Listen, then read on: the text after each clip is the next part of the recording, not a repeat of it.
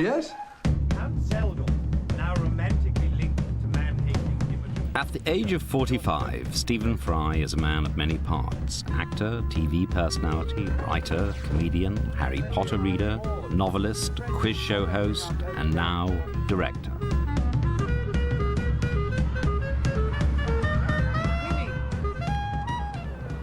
Lovely cut. The whole kind of idea of the film that I had very clearly in my head was that I didn't want it to be, as a film, the kind of familiar, languid period piece that we've often seen in British cinema in the last 25 years. Whereas, in fact, particularly this era, the late 20s and early 30s, was unbelievably fast and jagged. And so I wanted the way we shot it to reflect that, but I also wanted the way people spoke and the way people behaved to reflect that it wasn't sort of languid English acting, it wasn't fey at all. He adapted his film, Bright Young Things, from the book that made Evelyn Waugh famous, Vile Bodies. It's a satire on the young aristocrats of the 1920s for whom life was one long party. The film's October release marks Waugh's centenary.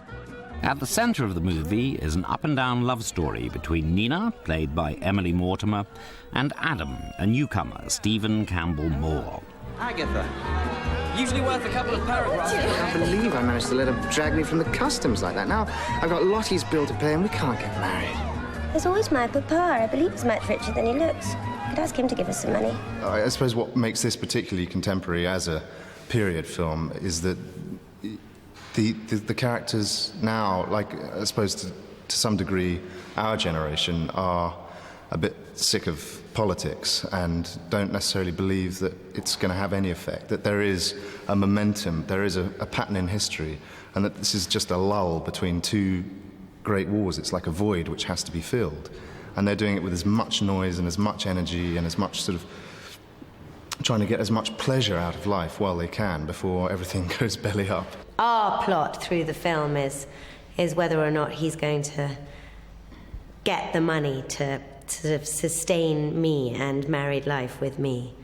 And you know, we go through many ins and outs, and one moment he has the money and the next minute he doesn't, and then towards the end I finally lose patience and go off with another young man named Ginger, who is not nearly as exciting as Adam in every way, bar the fact that he has lots and lots and lots of cash.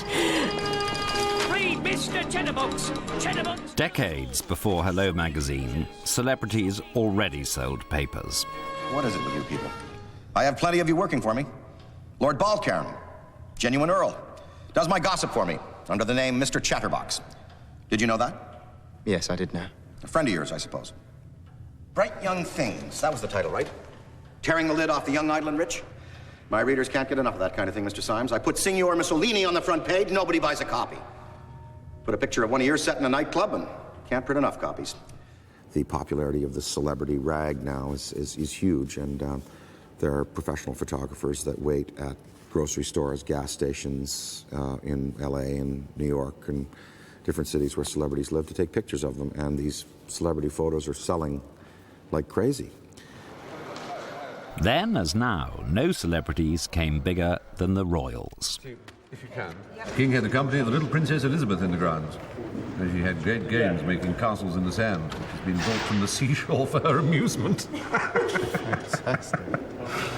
Excellent. Archie's work's giving a lovely party. The focal point of the party scene is the Agatha Runcible, another film newcomer, Fenella Woolgar. All this time. Her mad character manifests itself really by kind of just being extreme. You know, drinking too much, doing drugs. She's endless party animal and doesn't really want the party to end. And I think there's a kind of desperation that when other people suggest going home or... I think the whole point of the film, in a sense, is that the party's over now. But Agatha doesn't want it to be. I say, Mama, I asked a girl to stay the night. What an extraordinary thing to do. Did she accept? Yes. She's here now. Morning all. The right room at last. You know, I popped into a study or something. There was a sweet old boy sitting at a desk. He did look surprised to see me. Was it your papa? And this is Mama. How are you? I say I think it's simply too sweet of you to let me come down to breakfast like this. You sure you're not furious with me? The one thing the Bright Young Things weren't was middle class.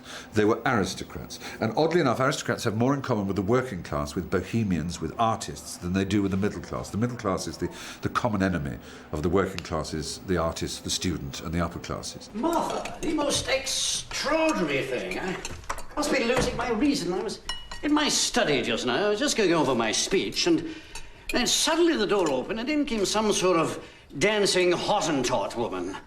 And it just said, "Ew, how shy-making," and then disappeared, and I turned to... Oh. How do you do? And this is my husband. I don't think you've met before. Only for a second. So it's that generosity. Everything is such fun, and everything's really open. At about 4 a.m., the policeman posted outside the Prime Minister's residence was surprised to witness, isn't this too amusing, the arrival in Downing Street of a fleet of taxis from which emerged a gay throng in exotic fancy dress. How I should have loved to have seen it, can you imagine? Amongst those present was the Honourable Agatha Runce. Now, that's me. What an extraordinary thing.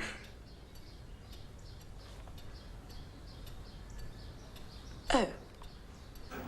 No, one doesn't have to like them, and it's a peculiarity of filming that, of course, the story of Vile Bodies and my script of it, these are a satire.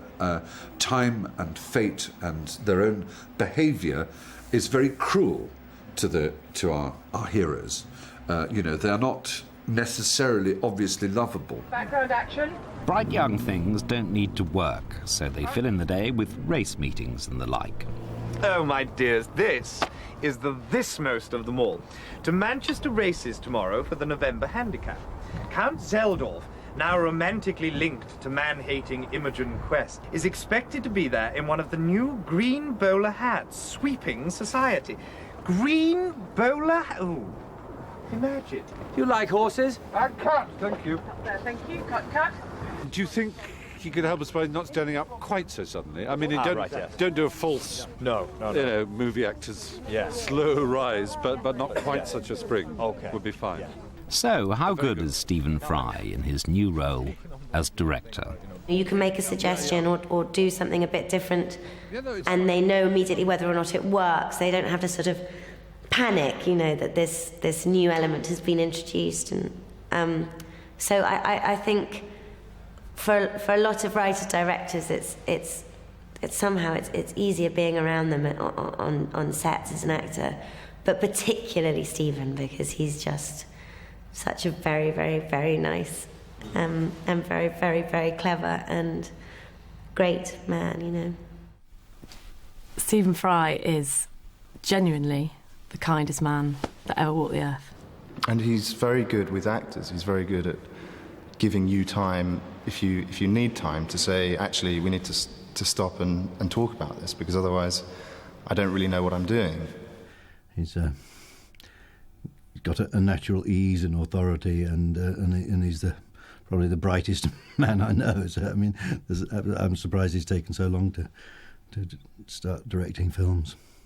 He hasn't shouted at anybody, which I always think is a major plus. And he has a legendarily good sense of humour and more words in his head than the Guinness Book of Records. So more than that you can't ask for, really. It's a paean of praise to Sir Stephen Fry. Marvellous, thank you very much.